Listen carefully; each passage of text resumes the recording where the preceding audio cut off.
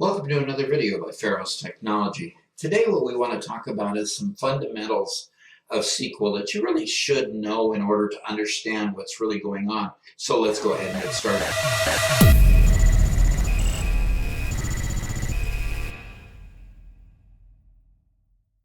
Most of the time what you'll find is that the query by example grid will do 90% of all the work for you.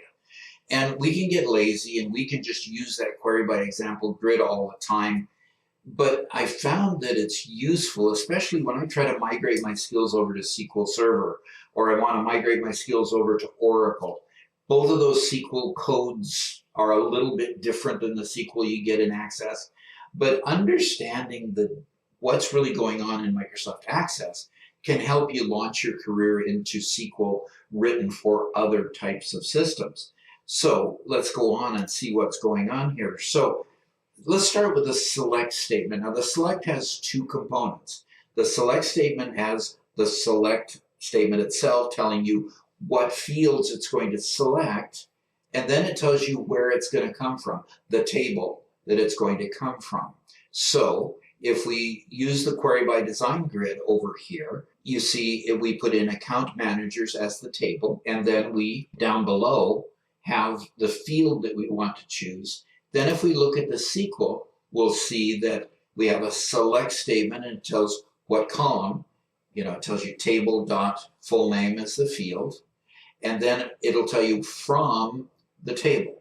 Okay, so from always has to have the table, and the field is listed under the select part of the statement. Okay, so let's move on. So when we want to choose more than just the one field, we just repeat that field. What you'd look at down in the query by example grid is you'd have this table, you'd drag this field and that field and that field down here. The SQL, when it's built though, will say select account manager ID, comma, full name, comma, and now notice a little different here. Email address has these brackets around it because there is a space in that field name. A lot of coders like to make sure that they don't allow spaces in the regular field names so that they don't have to worry about bracketing some and not bracketing others. It's your preference. This one's going to say from dim account managers, just like it did before. Okay, so this one's so simple, I'll just move on to the next example. Now, what if I want just all the fields? There's a shortcut for that. All the fields is represented by a star in the SQL code. So it says select star or select everything from dim account managers. Now you know that it's all fields because behind the select statement is only fields and from is only tables. Okay, so down here you've got dim account managers, and notice up here at the very top is an asterisk.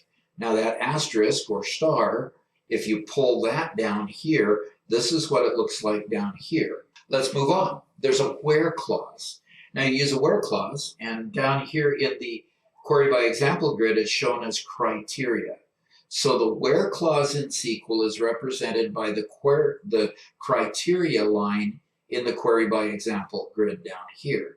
So we want to filter it down to the last name Winston. So we've got account manager ID, first name, last name, and I want the last names that are Winston and not any others. So when I go look at the SQL for that, I have select account manager ID, first name, notice in brackets because it has a space, second last name in brackets because it has a space, from the table here, and where last name equals Winston. So that's how my where clause is constructed. Okay, so let's talk about joining tables. Now, you always have to join tables. That's the whole idea of a relational database, is you have your different subjects separated by different tables. So the different tables then have to be joined back together so that they can be presented to users. So in this example, what we have is we have the account managers table, and we have brought the account manager ID from that table down into the grid.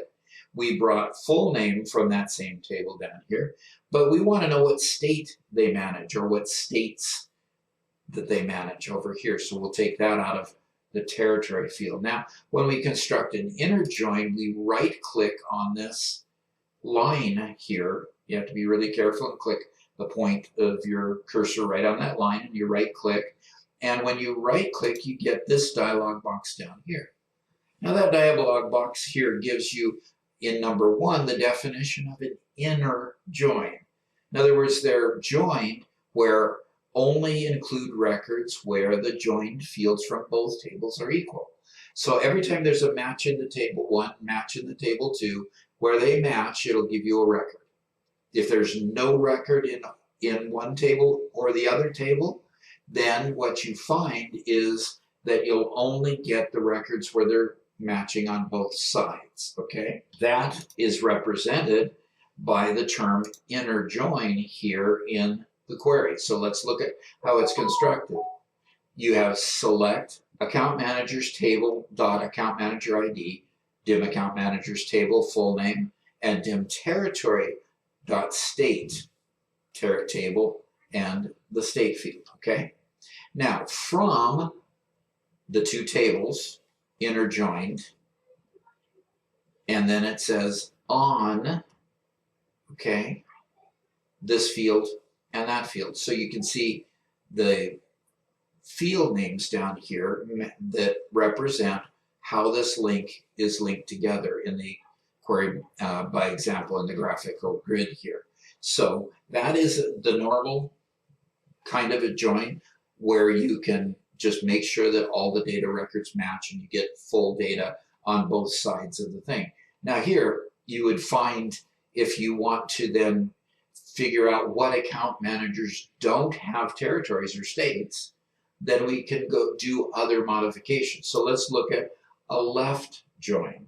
We do the same thing we did before. We right click on the link in between here. We get this dialog box, and example number 2 down here is the definition of a left join. Now notice, you maybe hadn't noticed before, this is identified as the left table and this is identified as the right table. Now left and right are somewhat indiscriminate. It really doesn't matter. It depends on how you actually put the link together in the two tables up here. But it'll put a table on one side or the other depending on how it constructed the SQL in the background. Now, this totally is dependent upon the SQL in the background, and I'll show you that here in a minute. So what it's going to do is it's going to say down here, it's going to give you an English version of what a left join is. Include all records from dim account managers that happens to be the left table, and only those records from dim territory where the fields are joined. So in this case, you're going to get all the records on the left table, and the right table is going to give you all the joined records. Now, anything that doesn't have a record in the territory table that matches on this link of account manager ID to account manager ID, you'll get a blank over on the territory side. So you'll be able to see your account managers that aren't assigned territories. Now the way it's constructed up here, you see that the arrow now is pointing toward account manager over here, meaning that this arrow means that this is the side that's only going to get the ones that match, and this side is going to get all of them. So all of them to the matched ones on the right-hand side, okay? The way it's represented in SQL, here you have the word left join in the middle, and you have dim account managers left join, left table, to dim territory on, and those same two fields. Okay, so let's move on. You'll see this pattern. We're going to right click on the link. We're going to get this dialog box, and now we see the third definition down here, which is all records from dim territory. It's just going to be switched from the one above, and only those records from dim account manager where the fields are equal. Okay, so it's going to then reverse the arrow here.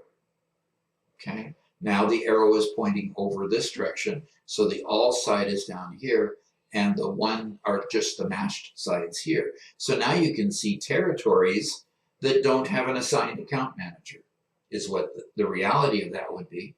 and it's represented in the SQL with the word right join, denoting that this territory table that's listed on the right in this line here on the from line is going to be the one that gets the all, and account manager's table is the one that gets just matches. And of course, it's still joined on account manager ID and account manager ID. So now we've seen how the basics of a query are put together with the select statement, the from statement, and the where clause, as we've seen earlier, where we can establish criteria. If you find that this has been useful, please hit the like button down there and help get it out to other people. But you can really help the channel by hitting that subscribe button and looking at the other 200 videos that we have available teaching on various topics of Microsoft Access. Hope to see you again soon.